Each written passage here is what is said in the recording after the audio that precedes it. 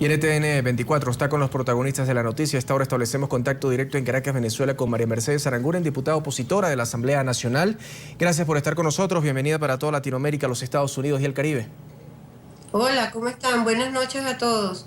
Un saludo cordial. Diputada, ¿cuál es ese miedo, cuál es esa intranquilidad que puede tener en este momento el sector oficialista en Venezuela que ha llevado a su destitución, como usted lo demostraba y lo denunciaba en plena sesión de la Asamblea Nacional antes de votar para que usted sea investigada por el Tribunal Supremo de Justicia? Sí, bueno, el miedo que tiene es que ha perdido realmente mucha credibilidad, que tienen una situación económica que tiene el país en crisis permanente y que todo el tiempo le están endosando a la oposición y no realmente a la mala gestión que llevan. Entonces, eso es una situación que les ha hecho hacer cosas torpes. Por ejemplo, en mi caso ellos han podido, tenemos mecanismos como una ley de partidos políticos, que aquí la llamamos la ley antitalanquera, que permite supuestamente desincorporar a diputados que fueron electos por un partido y que luego se cambian de partido, pues. Y también está la posibilidad de un revocatorio, un referendo revocatorio a partir de la mitad del periodo, que ya lo cumplimos. Sin embargo, optaron por ser más descarados, menos disimulados y correr tras un curul en vista de que había unas denuncias desde el año 2008 en mi contra con respecto a unas situaciones administrativas que perfectamente son comprobables que fueron hechas dentro de la legalidad.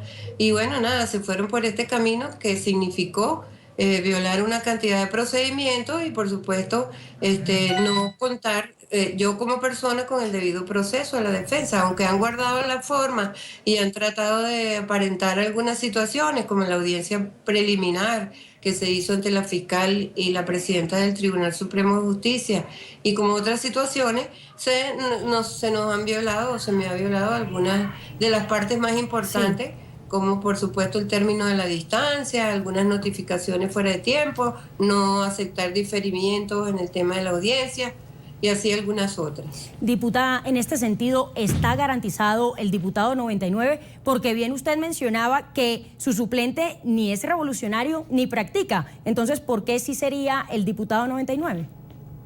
Bueno, justamente porque la propuesta, en todo caso, es una propuesta amedrentadora en algunos casos, es una propuesta a lo mejor oferta económica en otros casos.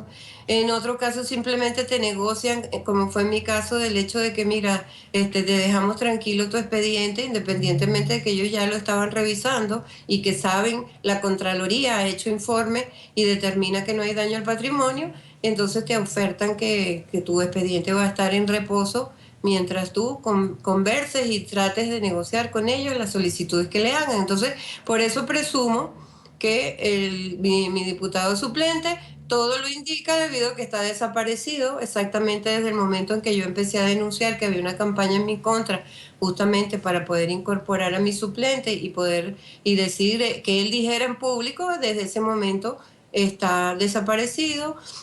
En estos últimos días nos informaron que había pasado por allá por el municipio del estado Monagas donde él vive, pero ahora pasa como un visitante, digamos, con un tipo de custodia anormal, con 4 guardaespaldas, con unos carros blindados, no comparte con la gente de su comunidad, porque me imagino que, bueno, no sé, lo están custodiando, no sabemos de qué, y suponemos, todo eso indica que obviamente él tiene algún tipo de compromiso con esta situación que se plantea. Diputada, dos preguntas en una. La primera es si cuando usted decidió pasarse del Partido Socialista Unido de Venezuela a la oposición, el diputado suplente que estaba con usted, que normalmente son, digámoslo así, llaves de trabajo, la acompañó en tal decisión. Eso por un lado. Y por el otro, una pregunta que nos mandan a través de las redes sociales y dice lo siguiente: ¿por qué su jefe, el Gato Briceño, el exgobernador del estado Monagas, huyó a Costa Rica para evadir la justicia si es inocente? ¿Usted está vinculada en estos casos? Fíjate, en el último caso, bueno, mejor dicho, la primera pregunta, en el caso de que si Carlos Flores estaba en llave o de acuerdo con esta situación, estos atropellos, claro que sí. Desde el momento en que nos separamos del Partido Socialista Unido de Venezuela, que fue por una situación de salud pública que detonó en el estado Monagas, y desde ese momento no estamos de acuerdo además de que habíamos sido previamente maltratados y digamos no incorporados en las tareas ordinarias del partido, él en ese momento dijo que obviamente que se quedaba del lado de quien había defendido al Estado Monagas, del lado de quien había atendido siempre al municipio de Uracoa, que es de donde él representa, y que ese siempre había sido José Gregorio Briceño, y que además él había sido atropellado por las autoridades nacionales. El Instituto de Tierras le confiscó las 3/4 partes de su tierra, el tema de productividad de sus terrenos, que son el sustento de su familia, también fue afectado, y que como iba él a seguir cuadrado, digamos, en ese lado, sí él había sido bien afectado. Y por el otro lado, el José Gregorio Briceño está en Costa Rica hoy en día porque su situación, espero que no sea la mía en los próximos días, que ahora estoy, digamos, desvestida de la protección de la inmunidad.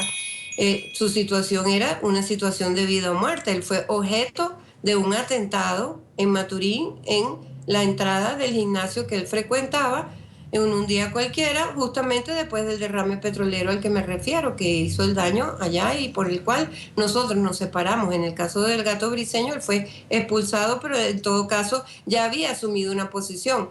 Al pueblo de Venezuela le tiene que parecer lógico, absolutamente lógico, que si nosotros nos hubiéramos quedado de aquel lado, estuviéramos sumamente cómodos, cómplices, pero en todo caso con la conciencia absolutamente manchada, porque en ese momento sucedió una situación real en Estado Monagas que detonó toda esta situación que estamos viviendo hoy. Somos perseguidos, en el caso del Gato Briceño, su vida está realmente corriendo peligro aquí en Venezuela, y en mi caso, a partir de ahora, espero que al menos se me garantice el derecho a la vida, el derecho al debido proceso y a un proceso judicial en libertad.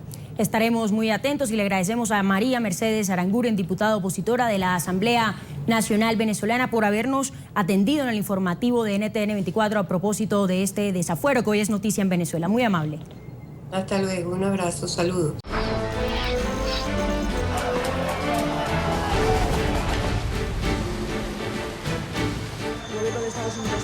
La administración Obama ha entregado 3 documentos sobre su esquema de seguimiento a las comunicaciones revelado por las filtraciones y la responsabilidad multielección de la crisis contratista de la Claudia de las elecciones presidenciales de Venezuela, donde resultó electo el mandatario de este país, Nicolás Maduro, ya que la organización no tuvo una presencia en este país.